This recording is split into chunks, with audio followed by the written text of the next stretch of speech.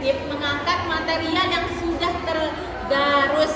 Nah, yang terakhir itu ada tekanan gaya. Apa yang dimaksud dengan tekanan gaya? Tekanan gaya itu gelombang saat menghantam pantai, menciptakan tekanan yang berulang-ulang kali. Tekanan ini dapat melambahkan struktur batuan atau tanah sehingga lebih mudah untuk terkelupas dan hanyut. Nih, di sini ada yang tahu apa itu dampak abrasi dah? Ada yang tahu apa itu dampaknya yang akibat dari abrasi tersebut? Ada yang tahu? Enggak. Ibu kasih beberapa contoh ya dampak abrasi. Yang pertama itu ada tiang dermaga. Sedikit demi sedikit akan terkikis mengalami korosi. Dan ada luas daratan atau pulau akan berkurang, kayak yang di video, kayak foto yang ibu tunjukin tadi itu. Luas daratan pantai itu sudah mulai berkurang, dia sudah tercampur dengan tepi-tepi pantai. Nah, ada juga berubahnya fungsi pantai dan merusak hutan bakau, terbentuknya benteng alam baru.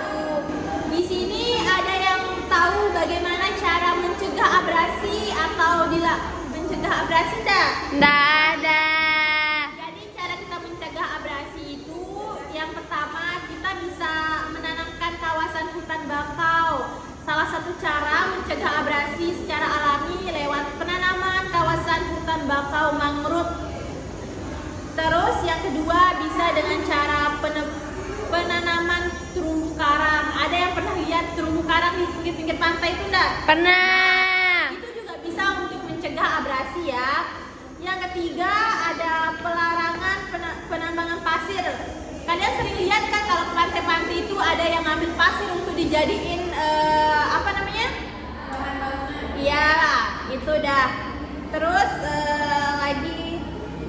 apalagi yang keempat itu penerapan biosintetik. Nah, penerapan biosintetik ini merupakan material proyek yang terbuat dari bahan sinetik atau polimer, yaitu yang bisa digunakan untuk memperkuat medan bangunan. Penggunaan biosintetik dapat berguna untuk mencegah terjadinya abrasi dengan menghambat hantaman ombak. Jadi di sini perbedaan faktor alam dengan faktor manusia. Faktor alam ini terjadi terus-menerus berulang kali dan itu susah untuk dicegah. Sedangkan faktor manusia ini disebabkan oleh manusia. Misalkan di sini kalau kalian sering ke pantai, kalian sering buang sampah sembarangan nggak di pantai? Enggak. Bagus, pintar.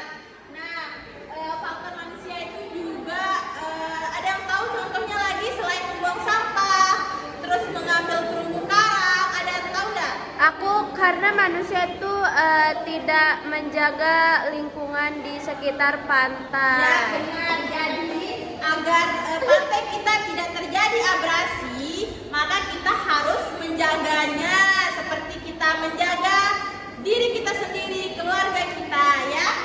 Kita harus lindungi pantai kita biar tetap kelihatan bersih. Ibu, saya mau bertanya, terus faktor alamnya itu apa kira-kira? Jadi kalau faktor alamnya itu contohnya seperti gelombang air laut dan pasang surut air laut. Nah seperti itu ya Rikina contohnya. Ya, pintar. Nah sekarang kita tepung fokus ya, biar kalian tidak mengantuk. Nah ayo kita mulai bareng-bareng ya. 1, 2, 3. Tepung fokus. Saya fokus, saya bisa, saya fokus. Saya paham, saya fokus, saya bisa. Saya fokus, saya bisa, saya fokus, saya fokus, saya bisa paham. Yeay. Nah di sini ibu kasih tonton video ya. Di sini ada video tentang abrasi. Silahkan kalian tonton videonya. Sambil diamati ya anak-anak, sambil dipelajari video yang ibu kasih ini. Iya bu.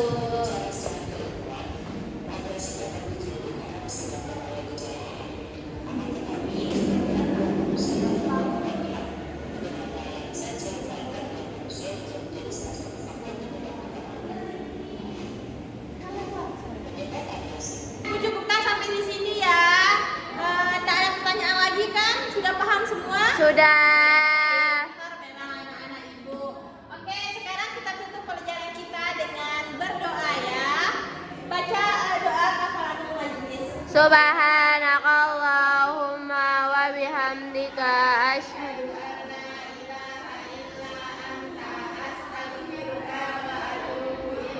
I want you, I need you, oh God.